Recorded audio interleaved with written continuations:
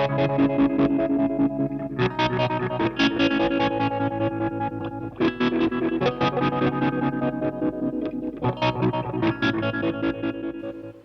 everyone, just some information on my 3-pole double throw PCB boards that I have on my web store. I get some questions about it sometimes. I thought it might benefit from a video. I'm just going to go over how to use it and how to wire up to it as well. So this is my 3-pole double throw. They've all got benefits. I'd say mine, there'd be 3 that I can think of with my benefits with my 3-pole double throw.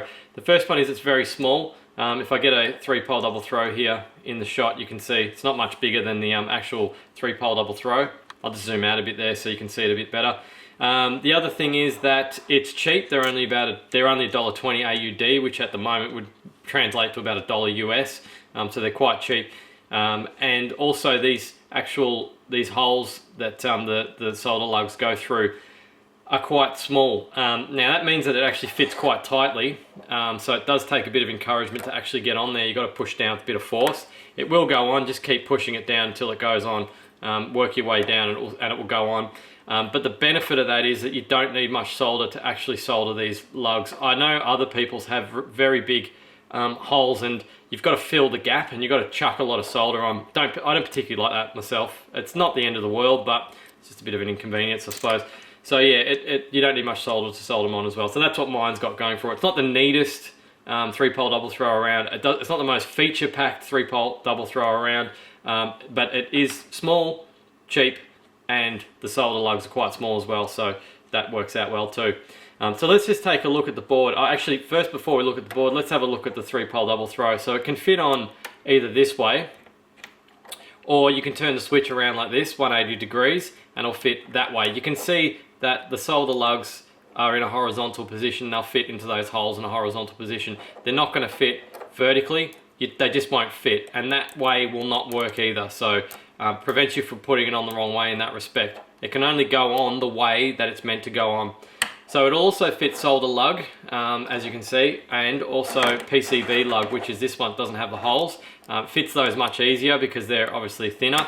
They go on quite easily. There's still not a huge gap around the solder pins. If you see some of the other ones available, they're quite large. I don't sound like I'm bad-mouthing other people's PCBs. I don't mean to sound like that. I'm just trying to point out the advantages of my particular PCB. Like I said, there's much more neater PCBs out there, 3-pole double throw PCBs out there, and some that have buffer switching, built-in power filtering. There's all sorts of 3-pole double throws. So you should probably stock up on a range of different PCBs, one for each particular application. If you've got a 1590A, mine might be the best suited. If you want to do a really super tight, neat build, you might want to get one of the Stomp Towns I showed in the last video. They were ridiculously neat. So anyway, it's just some things to take into account.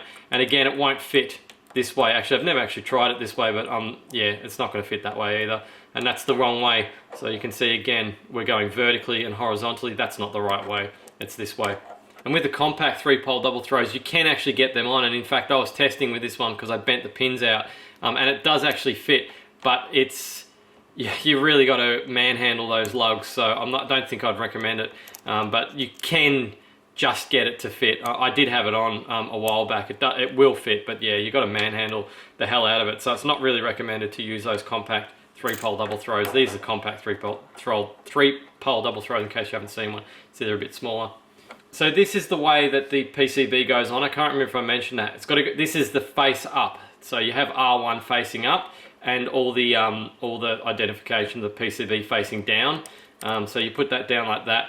And I'll just go briefly over the wiring. It's best for neatness wise, it's actually best to wire going up this way. So the wire will go, I'll grab a piece of wire to show you what I mean.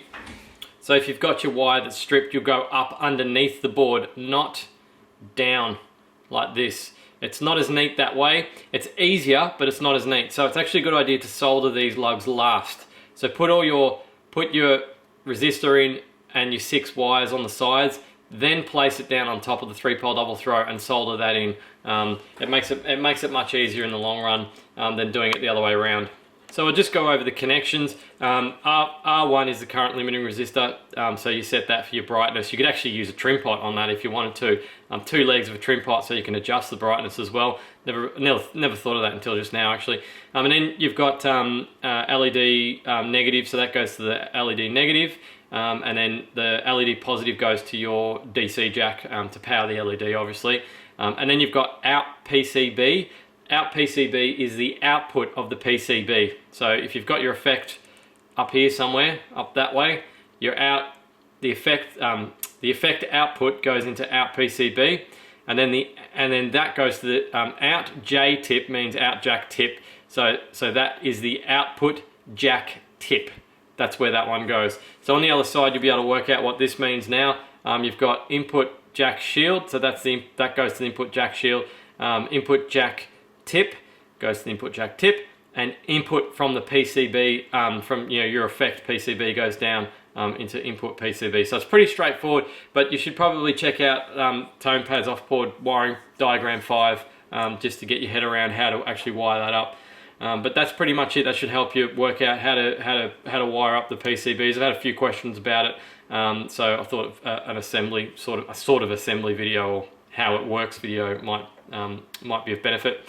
Thanks for watching this one. Don't forget to subscribe for more do-it-yourself guitar pedal tutorials and demos. Cheers.